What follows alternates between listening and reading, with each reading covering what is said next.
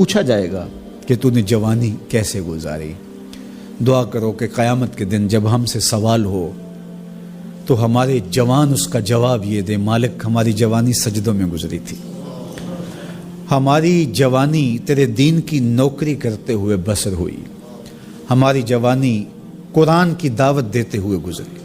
ہماری جوانی کتاب اللہ کی تعلیم حاصل کرتے ہوئے اور لوگوں تک اس کا ابلاغ کرتے ہوئے بسر ہوئی، ہماری جوانی شرم و حیا کے دائروں میں بسر ہوئی، ہماری جوانی تیرے ذکر میں، تیری یاد میں، تیری محبت میں بسر ہوئی۔ تو وہ جوان جس کی جوانی اللہ کی یاد میں بسر ہوئی ہوگی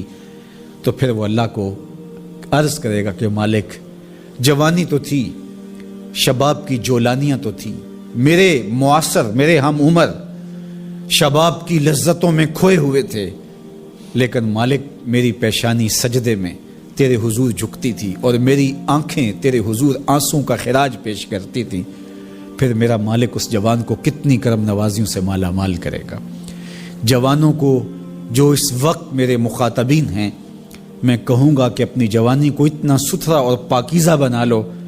کہ کل حشر کے دن شرمندگی نہ ہو کہ جوانی کو تو ہم سنبھال نہیں سکے، ہم دیوانے ہو گئے تھے، ہماری خواہشات بے قابو ہو گئے تھے، ہم اپنی عصمت کے جوہر کو محفوظ نہ رکھ پائے، ہماری نظروں سے حیا اور شرم کا جوہر اڑ گیا اور ہم آوارہ مزاج چوکوں، گلیوں، بازاروں اور تھڑوں کے اوپر بیٹھ کے جوانی کے قیمتی لمحے ضائع کیے۔ کہیں یہ جواب نہ دینا پڑے بلکہ اللہ کے حضور ہم یہ کہیں کہ مالک جوانی تو تھی، شیطان بھی پوری طرح سے حملہ آور تھا، لیکن ہمیں تیرے محبوب علیہ السلام کے فرامین یاد تھے، اس لیے جوانی تیری محبتوں کے سائے میں بسر ہوئی۔ کہتے جوانی مستانی ہوتی ہے، یہ شباب کے لمحے آوارگی کے لمحے ہوتے ہیں، انسان کنٹرول نہیں کر پاتا، لیکن اگر اللہ کا خوف اس کے سینے میں ہو، اس کی محبت اس کے رگو ریشہ میں محو نفوذ ہو، تو پھر جوانی میں توبہ کرنے والے اور جوانی میں اللہ کی رضا جوئی کے لیے کوشاں ہونے والے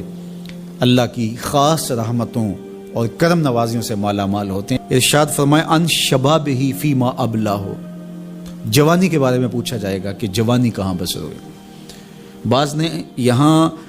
ان جسد ہی فیما ابلا ہو، ابن حبان نے اور امام ترمذی نے جو حدیث روایت کی ہے اس میں یہ لفظ بیان کیے ہیں کہ جسم کے بارے میں سوال ہوگا، یعنی جسم کے ایک ایک عضو سے پوچھا جائے گا۔ تم سے پوچھا جائے گا تمہارے ہاتھوں نے کیا کیا، تمہاری آنکھوں نے کیا کیا، تمہارے کان کیا سنتے رہے، تمہاری زبان کیا بولتی رہی، تمہارے قدم اٹھ کے کن راہوں کا سفر کرتے رہے، تمہارے ایک ایک عضو بدن کے بارے میں تم سے پوچھا جائے گا۔ عمر کا ذکر بھی ہے اور جوانی کا ذکر بھی ہے، تو جب عمر کے بارے میں پوچھ لیا گیا تھا تو پھر جوانی کا الگ سے کیوں پوچھا گیا؟ تو کہا کہ جو جوانی ہے یہ عمر کا خلاصہ ہے، اور عمومی طور پہ گناہ کی زندگی جوانی کی زندگی ہوتی ہے، اور جس نے جوانی کو سنبھال لیا اس کا بڑھاپا بھی خوبصورت ہو گیا، اور جو جوانی کو سنبھال نہ سکا تو اس کے پلے پھر باقی بچا ہی کیا۔ اسی لیے ایک روایت میں آتا ہے ان اللہ یحب الشاب التائب، اللہ تعالیٰ جل شانہ توبہ کرنے والے